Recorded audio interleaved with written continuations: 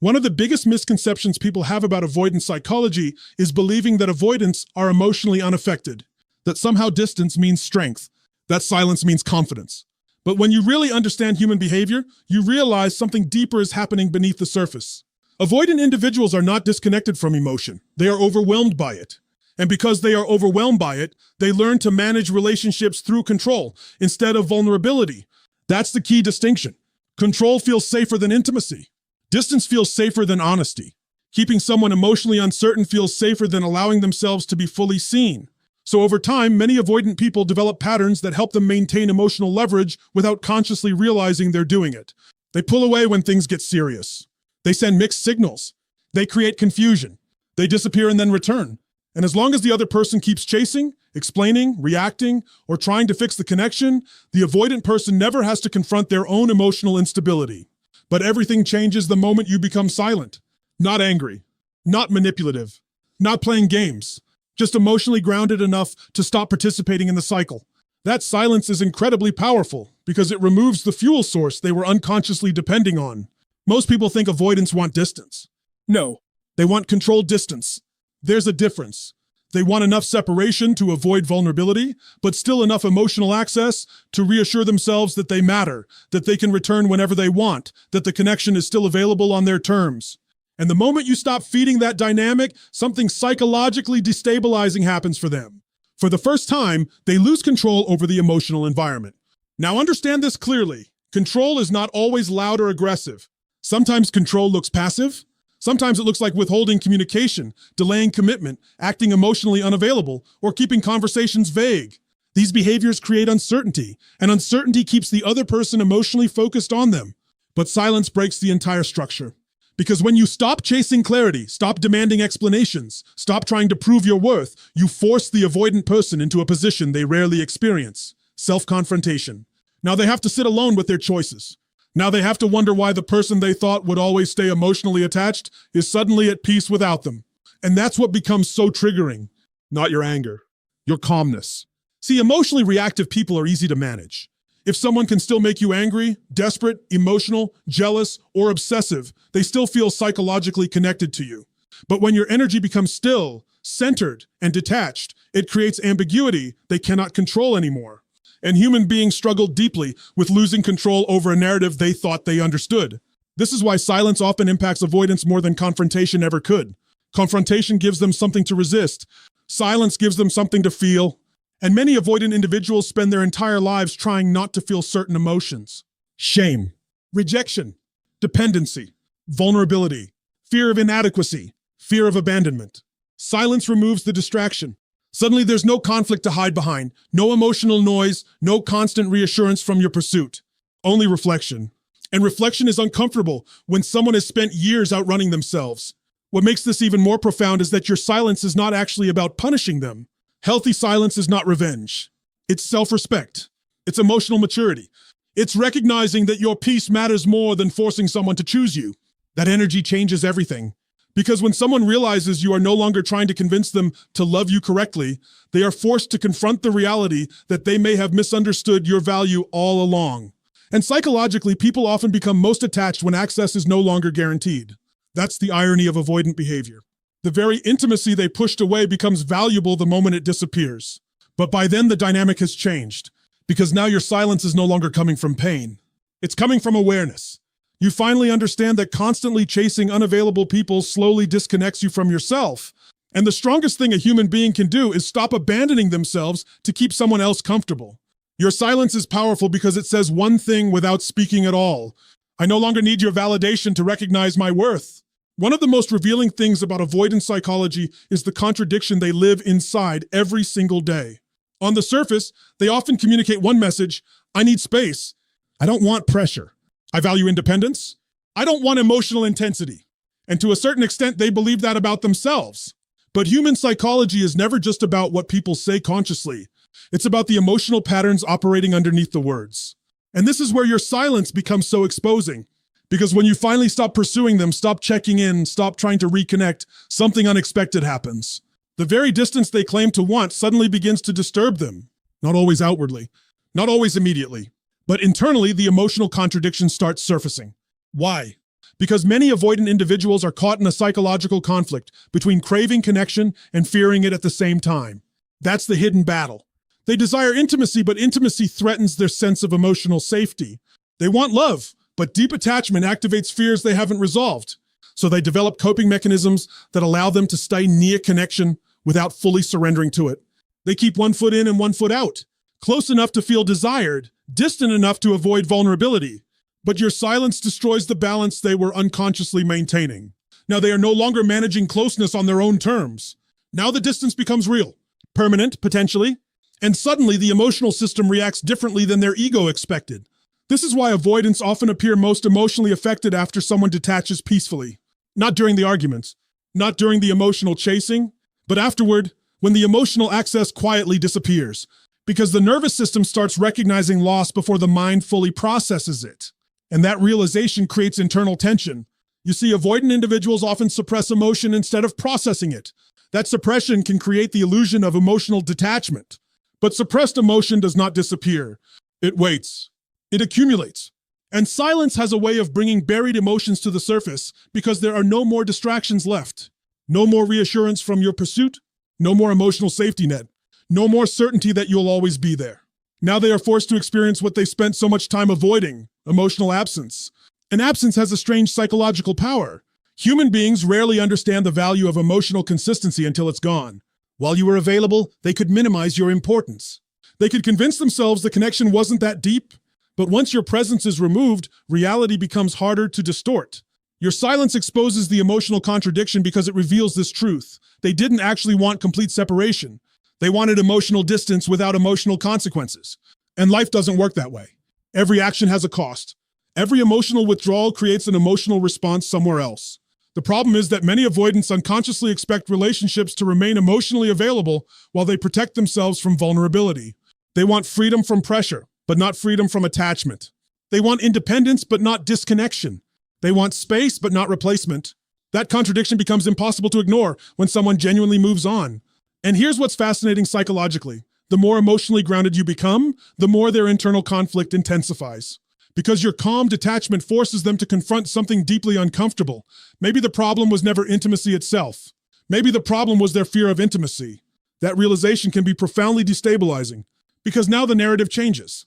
It's no longer, people are too demanding. Now it becomes, why do I feel anxious when someone stops caring? It's no longer, I just need space.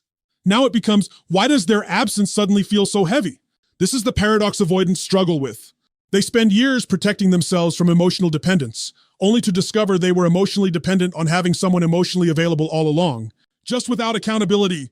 And when your silence removes that availability, their emotional contradictions become visible, not only to you, but to themselves. That's why silence often creates delayed reactions in avoidant people. At first, they may seem unaffected, sometimes even relieved.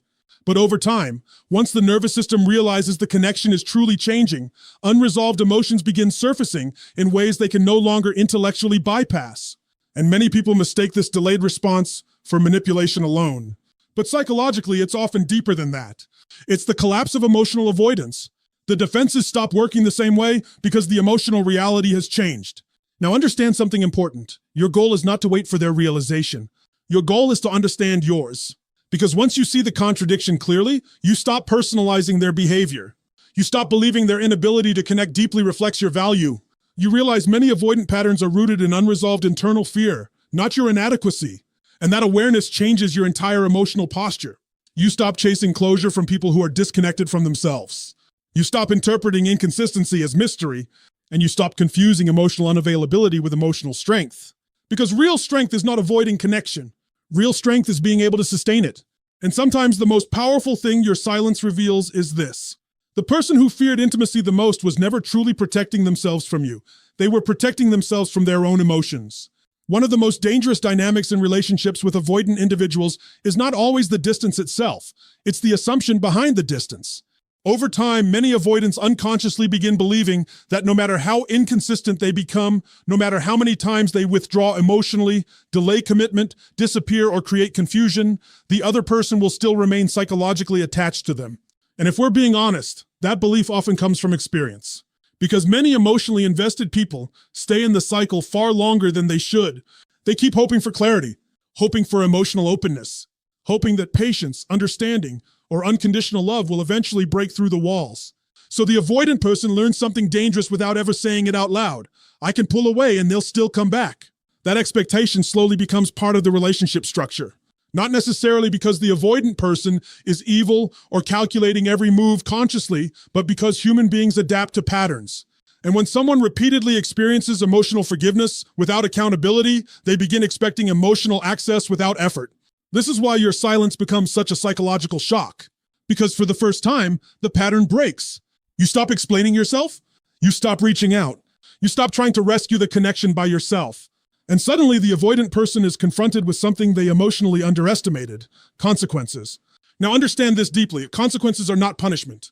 Healthy consequences are simply reality revealing itself. If someone repeatedly creates emotional instability, eventually stability leaves. That's not revenge. That's cause and effect. But avoidant individuals often struggle when emotional consequences finally arrive because they spent so much time emotionally buffering themselves from discomfort. Distance became their coping strategy. Withdrawal became their protection. And because many people continued chasing them despite the inconsistency, they never fully developed emotional urgency around losing connection. Until someone truly detaches, that's when the nervous system changes. Because psychologically, people value certainty more than they realize. Even avoidance. They may act independent, detached, or emotionally self-sufficient, but deep down, many still derive security from knowing certain people remain emotionally available to them. Your attention became predictable. Your forgiveness became expected. Your emotional presence became assumed. And assumptions create complacency. This is why some avoidants appear calm while they still believe the door remains open. They think time is on their side. They think they can return when they feel emotionally ready. They think the emotional bond will simply wait for them indefinitely. But your silence interrupts that illusion completely. Now there's uncertainty. Now they don't know if they still have access to you emotionally. Now they are forced to confront the possibility that your life is continuing without them at the center of it. And psychologically, uncertainty is incredibly destabilizing for people who relied on emotional predictability from others. What's fascinating is that avoidants often do not fully process the value of a connection while they still possess unrestricted access to it. This is part of human nature in general. Familiarity can dull awareness. But once access becomes limited or lost, perception changes. The emotional mind starts reevaluating what it previously minimized. Suddenly they remember your consistency, your patience, your emotional safety. The very things they once took for granted become emotionally significant once they are no longer guaranteed. And this is where many avoidants experience a deep internal conflict. Because now they are caught between ego and emotion. The ego says, I don't need anyone. But the emotional reality says, why does this absence affect me so much? That contradiction becomes difficult to escape, especially because your silence removes the emotional distractions they once relied on. There's no argument to frame you as overly emotional. No chase to reassure their importance. No repeated forgiveness allowing them to postpone accountability. Only absence. And absence has a way of revealing truth. You see, when someone expects unlimited emotional access to another person, they stop recognizing the fragility of human connection. They begin operating from entitlement instead of appreciation, not always consciously, but behaviorally.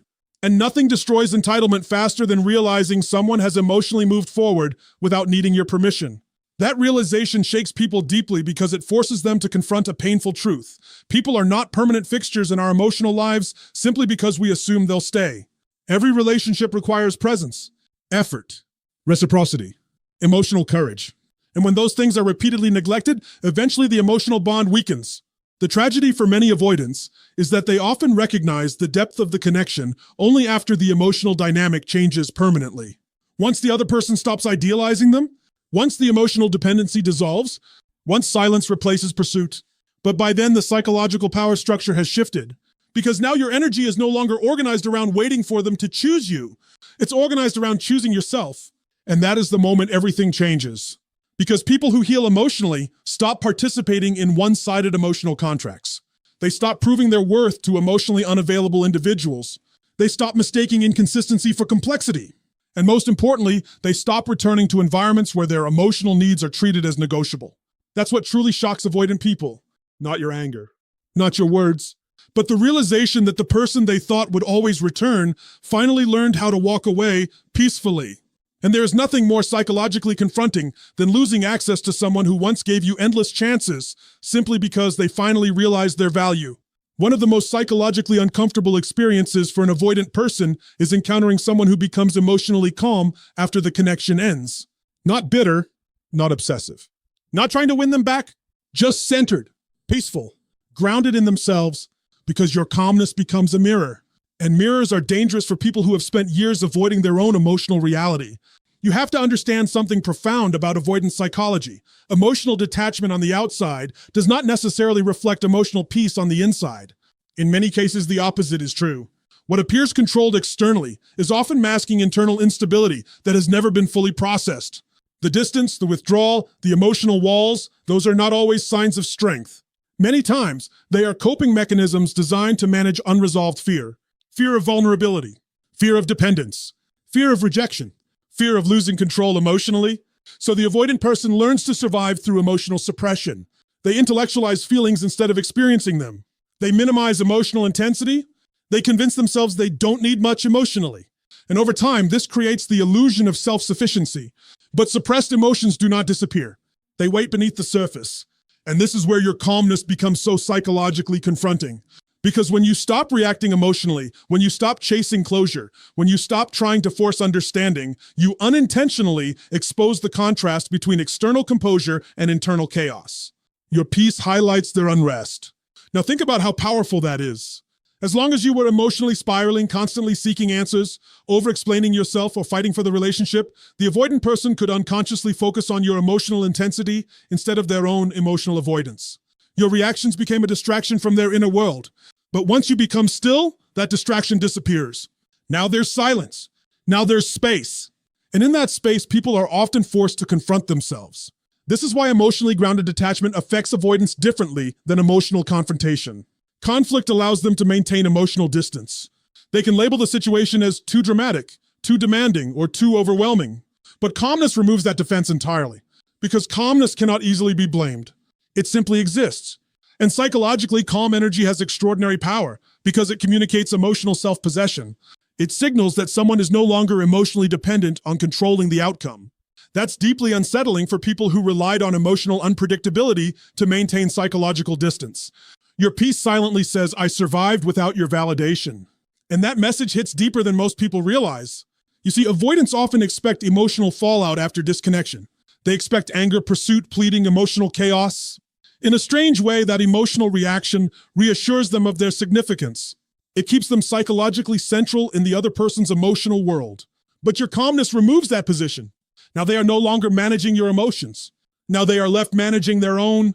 And many avoidant individuals have spent years avoiding exactly that responsibility. What makes this even more intense is that your calmness often forces comparison. Human beings naturally compare emotional states in relationships. So when one person becomes visibly more grounded while the other remains internally restless, the contrast becomes impossible to ignore. Your healing becomes evidence. Evidence that emotional peace was possible. Evidence that growth was possible. Evidence that someone could face pain directly and emerge stronger instead of emotionally withdrawing from it. And that realization can create enormous internal tension for someone whose entire coping system was built around avoidance. Because now they must confront a difficult question. If they found peace by facing their emotions, what have I actually gained by running from mine? That question destabilizes the entire identity structure many avoidants unconsciously built around emotional independence. Because true independence is not emotional numbness. True independence is emotional resilience. There's a difference. One comes from suppression. The other comes from self-awareness. And your calmness exposes that difference without saying a single word. This is why silence and peace together become so powerful. Not because they manipulate the avoidant person, but because they reveal emotional truth. They reveal who has actually done the inner work and who has merely mastered emotional escape. And here's the deeper philosophical reality. Human beings cannot outrun themselves forever. At some point, every distraction fades. Every external validation weakens. Every avoidance strategy eventually reaches its limit. And when that moment arrives, unresolved emotions return, demanding attention. That's why many avoidants experience delayed emotional processing, months or even years later. Once enough silence enters their life, once enough distractions disappear, they begin feeling emotions they spent years suppressing. Regret, loss, loneliness, emotional confusion. Not because your silence harmed them, but because silence removed the noise they were hiding behind. Now understand something important here. Your goal is not to become calm so they suffer. That mindset still keeps your identity emotionally attached to their reaction. Real healing is different. Real healing is when your peace becomes genuine, when you no longer need revenge to feel powerful, when you no longer need closure to feel complete, when your emotional stability stops depending on whether someone finally understands your value. Because emotionally mature people eventually realize something life-changing. Inner peace is the highest form of emotional power, and the people who avoided vulnerability their entire lives often recognize that truth too late, when they encounter someone who no longer needs them to feel whole.